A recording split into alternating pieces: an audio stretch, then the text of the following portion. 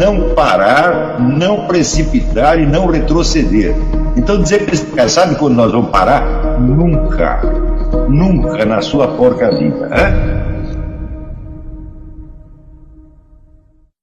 O canal tranquilo? Então, na nossa comunidade do YouTube a gente sempre deixa alguma postagem juntamente com alguns links de livros para vocês adquirirem. E também deixamos sempre aqui nos comentários e na descrição do vídeo nossas redes sociais. Então se inscreva no canal, siga a gente nas redes sociais e quem puder apoie o nosso canal financeiramente. Temos Pix, Vaquinha, Apoies e temos nosso conto também para quem quiser nos ajudar. Tranquilo? É isso aí. Sempre com Deus, pátria, família e liberdade por um Brasil melhor. Valeu!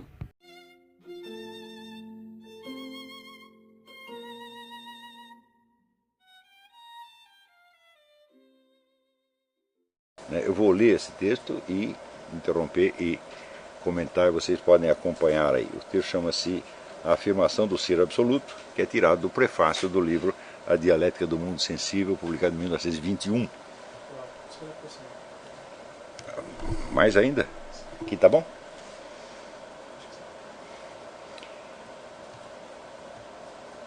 Então,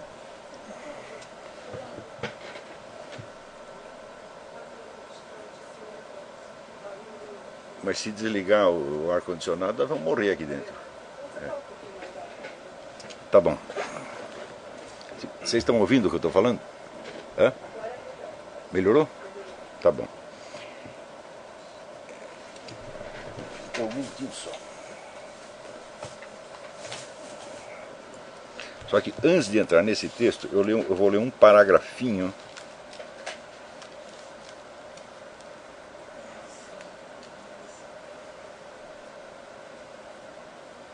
do livro de l'Intimité Spirituelle, que introduz o tema deste capítulo aqui. Ele diz: não há problema que tenha tanto solicitado a atenção dos filósofos quanto aquele do primeiro termo. Ou seja, o primeiro termo de cuja definição decorrerá todo o restante, vamos dizer, das investigações filosóficas. Isso é, o termo fundamental, o termo que abrange tudo, o termo mais universal, mais básico, que expressa o princípio de todas as coisas. Também é usado no sentido lógico, quer dizer, o primeiro termo de uma dedução, de uma cadeia lógica. E, no entanto, sabemos que esta expressão encerra uma espécie de contradição, pois o primado que lhe atribuímos implica já uma subordinação da reflexão a uma ordem temporal, ao passo que esta ordem temporal mesma está ainda em questão. Ou seja, se procuramos, vamos dizer, uma origem de todas as coisas, estamos então supondo uma ordem temporal. Não é isso? Mas a existência desta ordem temporal mesmo ainda não está demonstrada. Se esse termo é o primeiro, tá certo? E é dele que decorre todas as coisas, se ele é o princípio de todas as coisas, então é necessário que a ordem temporal esteja encerrada nele. Tá certo? Portanto, a afirmação desse primeiro termo não pode dar por pressuposta a existência de uma ordem temporal. Ela mesma teria que ser demonstrada a partir dele. Então você entra aí num loop, num curto-circuito, né? Mas essa antinomia será superada se nos recordamos que, sob o nome de primeiro termo, não entendemos nada mais do que esta presença pura, da qual nenhum dos instantes da sucessão pode ser separado e sem a qual nenhum deles poderia ser pensado. Ou seja, só é possível você pensar um primeiro termo em metafísica, um princípio fundante de tudo, se você tomar isto no sentido da pura presença do ser, que, segundo o Lavelle, é a primeira e a mais básica experiência que nós temos e que independe da existência de uma ordem temporal. Ou seja, desde que você acordou nesta existência, você nunca esteve no nada. Você sempre esteve imerso, tá, no oceano da existência. O oceano da existência compreendia tudo indistintamente. todas as distinções entre o antes e o depois, entre sujeito e objeto, entre causa e consequência, aparecem desta presença. Se não houvesse a presença do ser, nada disso seria pensável. Então ele diz, só há uma maneira de você colocar um primeiro princípio, é você colocar a presença do ser como o início de toda a investigação. Muito bem. Daí diz ele aqui, a noção do ser puro é o objeto primitivo da meditação filosófica. No entanto, parece que ou essa noção é inacessível, como o sustenta o fenomenismo ou fenomenalismo, é a teoria, por exemplo, kantiana ou positivista, de que tudo que é acessível a nós são os fenômenos ou aparências. Fenômeno vem do verbo grego phainestei, quer dizer parecer ou aparecer, quer dizer que é aquilo que está, de algum modo, diante de você. Você só tem, então, acesso a essas aparências sem que nada lhe garanta que há algo por trás dessas aparências. E se houver algo por trás, é inacessível, então não adianta insistir nisso. Parece que essa noção é inacessível, como sustenta o fenomenismo, ou ela possui um caráter geral e vazio. A afirmação da existência seria, então, uma afirmação indeterminada. Todo conceito em lógica contém dois aspectos, a sua compreensão e a sua extensão. Compreensão ou abrangência é o conjunto das notas que definem o objeto. Por exemplo, o homem, animal e racional. Então, você tem a definição de animal, você tem a definição de racional, você junta os dois, você criou a definição de homem. E a extensão é o conjunto dos entes a qual aquela definição se aplica. Todos nós e o restante da humanidade.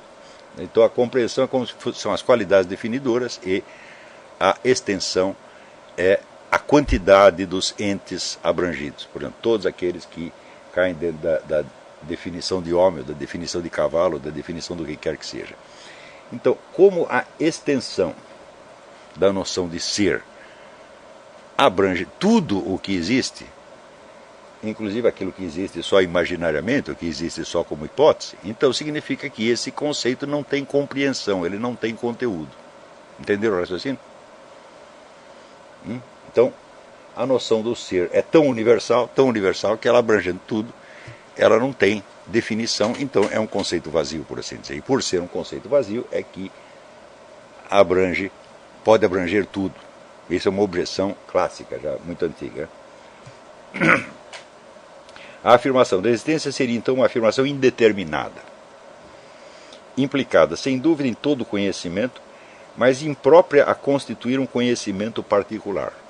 Ou seja, a noção do ser é tão universal e tão abrangente que não se pode ter desse ser nenhum conhecimento, só se pode ter conhecimento dos entes particulares que estão então abrangidos na noção do ser ou na noção de existência, que é a mesma coisa. Não haveria uma espécie de contradição em querer conhecer o ser daquilo que é, anteriormente às formas particulares que ele reveste, a potência mesma da afirmação, independentemente das relações que ela estabelece? Então ele está perguntando se não seria uma contradição você querer conhecer algo do ser antes de conhecer alguma coisa sobre os seres particulares que estão abrangidos na sua definição. De fato, nenhuma doutrina pode evitar a noção do ser absoluto. Isso quer dizer, mesmo as doutrinas que negam que se possa conhecer algo do ser absoluto, ou negam que esta noção tenha algum conteúdo, não podem se privar, não podem se omitir de usar esse conceito de alguma maneira. Não porque o mundo das aparências suponha, aqui está das aparências, falta um S, eu botei o S. Não porque o mundo das aparências, né, suponha um mundo real do qual ele é imagem. Então, esta seria a primeira hipótese em defesa da existência do ser. Nós temos um mundo de imagens, um mundo de aparências, e o ser é aquele ente permanente, estável, infinito, que está por baixo de tudo. Então, é o que a ideia do Parmênides. Você tem um mundo não ser, que é onde nós estamos, e o mundo do ser. Então, mas ele diz que a noção do ser absoluto é indispensável, mas não por causa disto. Mas porque as aparências, enquanto tais, possuem o ser ao mesmo título que as coisas que às vezes se colocam por trás delas. Ou seja, se nós vivemos no mundo das aparências, essas aparências existem. Então elas possuem em si o ser, do mesmo modo que o suposto mundo real que existe por trás delas e as fundamenta. Quer dizer, se as aparências não existem, se elas não têm ser nenhum, tá certo? Então elas não podem chegar ao nosso conhecimento, nós nada poderíamos aprender das aparências, caso elas não existissem. Pois, se há entre o ser e o nada a linha de demarcação a mais rigorosa, não há em contrapartida graus do ser. Essa é uma das teses fundamentais do Louis Lavelle. Hein? O ser é um atributo que está presente em absolutamente tudo e está presente na mesma medida. Uma aparência não é menos real, enquanto aparência, do que aquilo do qual ela é aparência. Então, por exemplo, temos aí uma foto do Pedro vestido com o uniforme dos marinhos. Isso é apenas uma aparência e não é o Pedro. Mas pergunto eu, esta fotografia não existe? Ela existe menos do que o Pedro? Não. Ela, enquanto fotografia, ela é perfeitamente real. Então, não existe graus do ser. Ou uma coisa existe ou não existe. A separação entre o ser e o nada é radical, taxativa e definitiva. Não existe um meio termo entre ser e não ser, uma coisa que é meio existente e meio inexistente.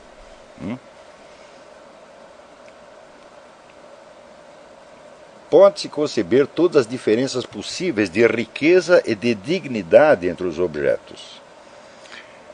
Então, essas diferenças, por exemplo, você pode tomar a diferença entre uma aparência transitória e momentânea, uma folhinha que o vento balança, né, e a existência eterna e imutável de Deus, por exemplo. Então eu disse, isso não é uma gradação do ser. A folhinha não existe menos do que Deus. Existe uma gradação de dignidade, tá certo? E de... como é que ele disse? É uma diferença de riqueza. Quer dizer que Deus é mais coisas do que a folhinha que balança, tá certo? Mas a folhinha não é semi-real. Ela é real enquanto tal. Então, quer dizer, não é possível você graduar a noção do ser no sentido de uma coisa ser mais real ou menos real. Perdão, esse termo está errado. Ele não diria real, ele diria existente. Mais existente ou menos existente. Tudo aquilo que existe, ainda que sob a forma de uma mera aparência ou até de uma mera ilusão, se ela existe enquanto ilusão, ela existe. Por exemplo, se você acredita em dragão verde com bolinhas cor-de-rosa, então esta imagem existe enquanto imagem para você. Um pensamento que você teve, ou você o teve, ou você não o teve de maneira alguma. Então, nesse sentido, ele é perfeitamente real, tão real quanto as montanhas, os planetas, as galáxias, etc, etc. Né?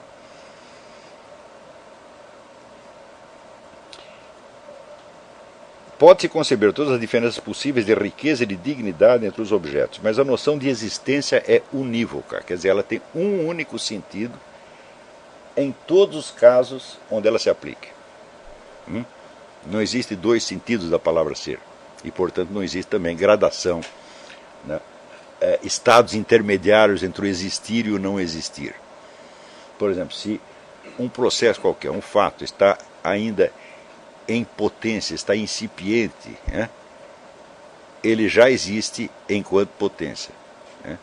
Ainda que não tenha se manifestado totalmente, né? Então, é um negócio que eu expliquei para vocês, do passar da potência ao ato, que existe o ato primeiro e o ato segundo. Não é isso? Então, toda mulher tem a potência de ser mãe. Então, no momento que ela engravida, ela entra em ato primeiro. Né? E no momento que tem o filho, é ato segundo, quer dizer, completou o processo. Mas a potência de ser mãe existia ou não existia? Ela existia, era perfeitamente real. Então, é no mesmo sentido e com a mesma força que ela, a noção do ser, convém ao sujeito e ao objeto, à consequência e ao princípio, à sombra e ao corpo. Assim, ao sustentar que o nosso conhecimento não é senão um tecido de relações, que seria, então, vamos dizer, a tese do fenomenismo, quer dizer, não há substâncias, não há seres, há somente relações observáveis, ele diz: ao sustentar que o nosso conhecimento não é senão um tecido de relações, somos forçados a admitir que esse mundo relativo inteiro, mesmo se é impossível ultrapassá-lo, mesmo se ele não é duplicado por nenhum outro, não tem uma existência diminuída em comparação com um mundo permanente e imóvel. Ou seja, se nós dissermos que não existem substâncias, não existem seres, só existem relações, tá certo?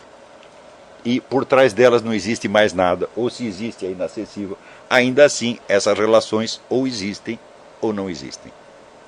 Elas não estão no estado intermediário entre o ser e o não ser, entre o existente e o inexistente. Né?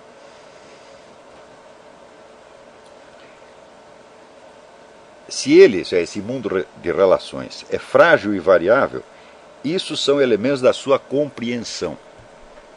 Ou seja, fazem parte da definição desse mundo. Né? Uma vez que estes estejam definidos, a existência deve ser-lhe atribuída.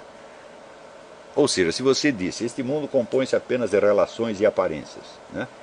Então, tão logo você sabe o que são essas relações e aparências, você é obrigado a dizer que este mundo de relações e aparências existe. Né? E ela não pode ser, não pode ser, a existência não pode ser atribuída senão em plenitude. Então, quer dizer, a univocidade e plenitude do ser é uma das teses básicas. Né? Ele não nega a noção de São Tomás de Aquino, onde dá a analogia do ser, que diz que a modalidade de existência nossa, ou de uma pedra, né, ou de um fenômeno histórico, ou de Deus, são modalidades diferentes. Ele apenas diz que essa diferença de modalidade, que São Tomás de Aquino explica, não afeta o caráter, vamos dizer, unívoco e pleno da noção de ser. Em todos esses graus, o ser está presente, ou seja, os entes aí abrangidos existem, eles não estão a meio caminho da existência e da inexistência. Nada se ganha em querer considerá-lo como um momento instável na evolução de um pensamento, pois esse pensamento fugidio participa, no entanto, da existência simples. Ou seja, o pensamento passou pela sua mente durante um segundo, uma fração de segundo. Ele ou passou ou não passou. Ele ou existiu ou não existiu.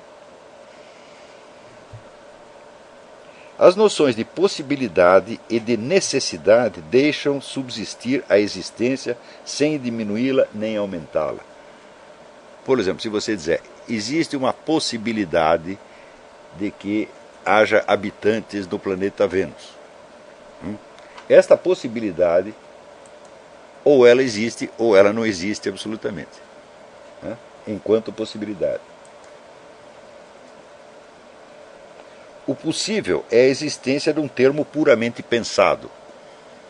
Ou seja, na hora que você pensou uma possibilidade, ela já existe enquanto tal. Na sua cabeça, pelo menos. O necessário é a existência de uma relação lógica entre dois termos quaisquer. Ou seja, vocês devem se lembrar da lição sobre os 4 discursos, os 4 níveis de credibilidade.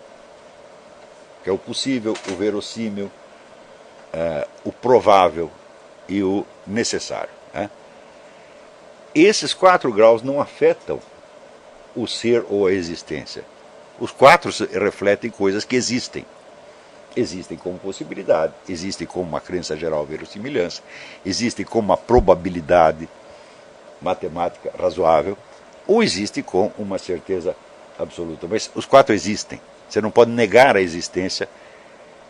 Quer dizer, pouco importa se você está predicando alguma coisa no nível puramente poético, retórico, dialético ou lógico.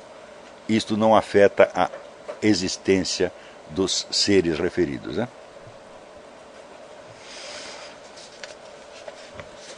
Portanto, a existência supera a oposição clássica do objeto e do sujeito.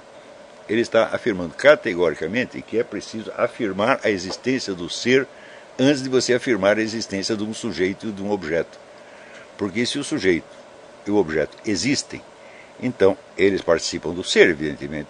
Portanto, o ser os abrange, os contém e não depende deles absolutamente. Longe de corresponder tão somente à afirmação da presença de um objeto ao nosso pensamento, ela se volta contra o pensamento mesmo para estabelecê-lo. Isso aqui é uma coisa básica, né?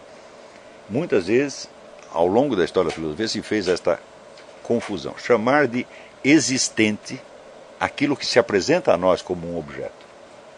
Vocês lembram da aula que eu dei sobre o negócio do Kant e Marx, tá certo? Em que um deles vai privilegiar o sujeito e dizer que a existência de uma substância por trás das aparências é apenas uma hipótese incognoscível, tá certo? E, por outro lado, Marx vai afirmar a prioridade absoluta do objeto, isso é, daquilo que nos é acessível, daquilo que nós percebemos como presença material. Não é isso?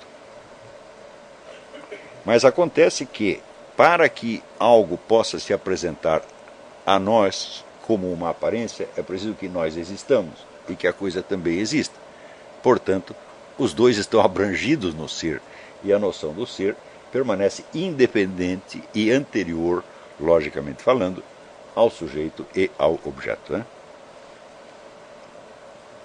Ainda que não seja apreendida senão por um conhecimento, quer dizer, a noção do ser, o que gera toda a confusão é isso. Quer dizer, a noção do ser é anterior a sujeito-objeto, e não depende do sujeito-objeto.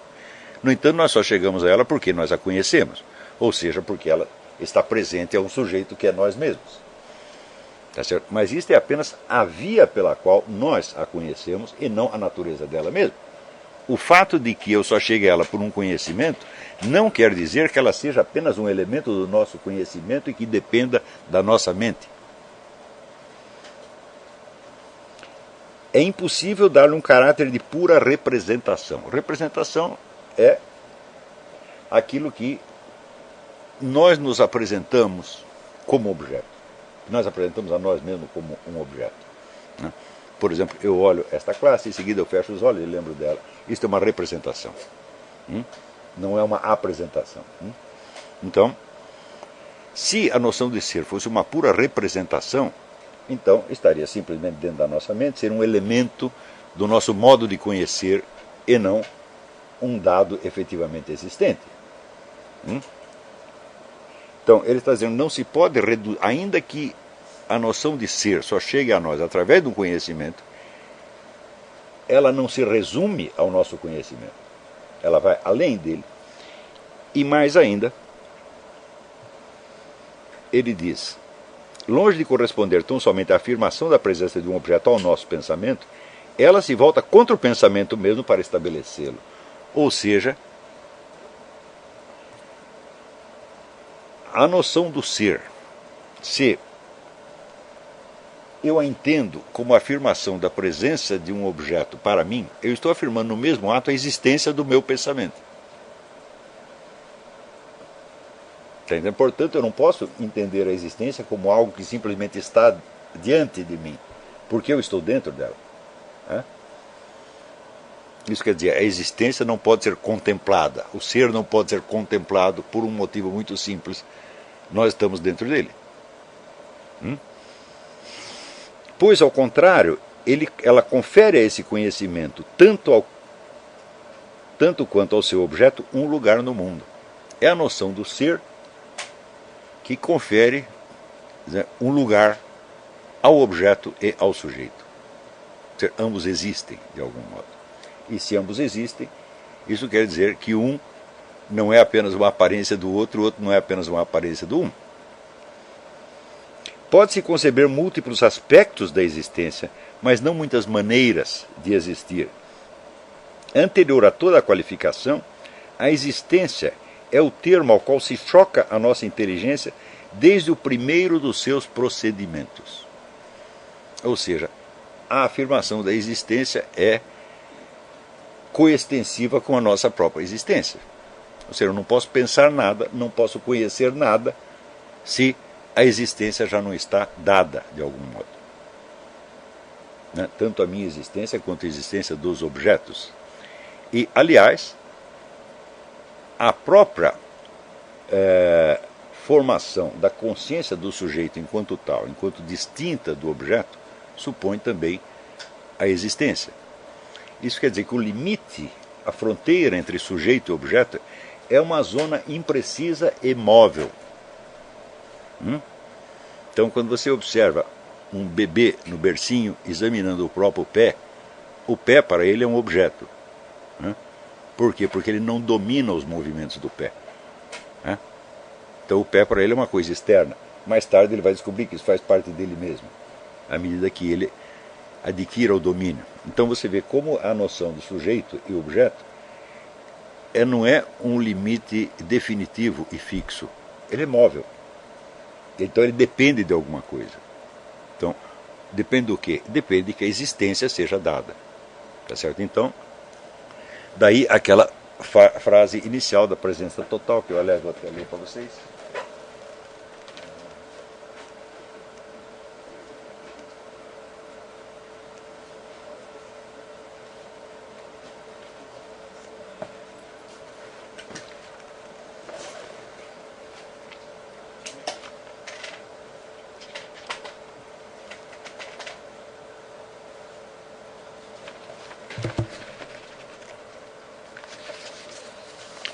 Há uma experiência inicial que está implícita em todas as outras e que dá a cada uma delas a sua gravidade e a sua profundidade.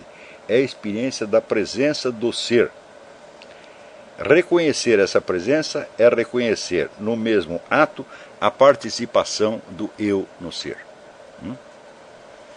O Mário Ferreira dos Santos expressou isso de algum modo na primeira tese da filosofia concreta, que ele enunciou assim: algo há. Ele deixa esse algo indeterminado. E você vai entender mais tarde que sujeito-objeto, a distinção de sujeito-objeto acontece dentro desse algo. Se não existisse nada, não haveria distinção do sujeito e objeto.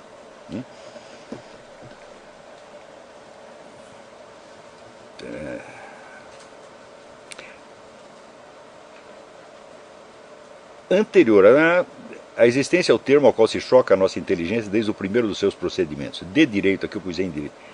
De direito, a noção mesma de sujeito a determina e, em consequência, a supõe.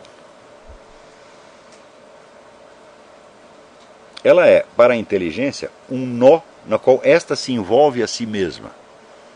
Ou seja, a inteligência tem que se colocar a si mesma como existente para ela poder atuar. Não é somente um termo privilegiado numa cadeia de elementos que se convocam uns aos outros. Ou seja, não é apenas o elemento de uma cadeia dedutiva, de uma sequência de deduções. Não é somente uma premissa, no sentido lógico. Para que o ser se torne uma premissa no sentido lógico, é necessário que alguém pense logicamente. E esse alguém, para pensar logicamente, tem de existir. Portanto, nunca a noção do ser pode ser colocada apenas como uma premissa lógica, como um princípio fundante no sentido lógico da coisa.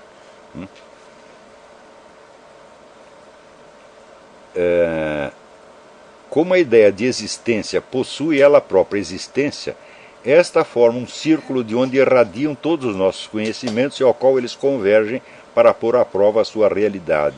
Ou seja, a ideia de existência, tão logo eu a penso, ela começa a existir para mim, ela entra na existência também. Tá certo? E é aí que ela pode se tornar uma premissa lógica. Primeiro, a ideia de existência tem de existir para que depois eu possa fazer uso dela como premissa do raciocínio lógico. Tá certo? E daí usá-la como critério para separar o existente do inexistente, e para distinguir, inclusive, os vários existentes. É porque a ideia de uma ideia é ainda uma ideia que toda ideia nos entrega, desde o primeiro lance, sua essência intelectual. E é porque, por ser uma ideia, a ideia de uma existência é ela própria uma existência, que a existência nos é dada como uma coisa e não somente como uma efígie de uma coisa. Ou seja, o conceito de existência nunca pode ser um mero conceito, porque ele tem de existir também. E este, vamos dizer, é o grande problema das pessoas que querem analisar tudo isso apenas usando os instrumentos da lógica. Por quê? Em lógica não existe o existente e o inexistente, o real e o irreal. Em lógica tudo é hipotético. Toda a estrutura da lógica é baseada em hipóteses. Se isto, então aquilo. Então a lógica é a ciência das conexões entre juízos e conceitos. Isso quer dizer que ela não há nenhuma maneira de, através da lógica, você penetrar na esfera da existência real. A lógica pressupõe, então, vamos dizer, a afirmação da sua própria existência, em primeiro lugar. Existe um pensamento lógico. Ele existe realmente. E a existência de um pensamento lógico não pode ser determinado simplesmente por uma dedução lógica. Não pode ser a simples conclusão de um pensamento lógico. Tem que ser anterior a isso.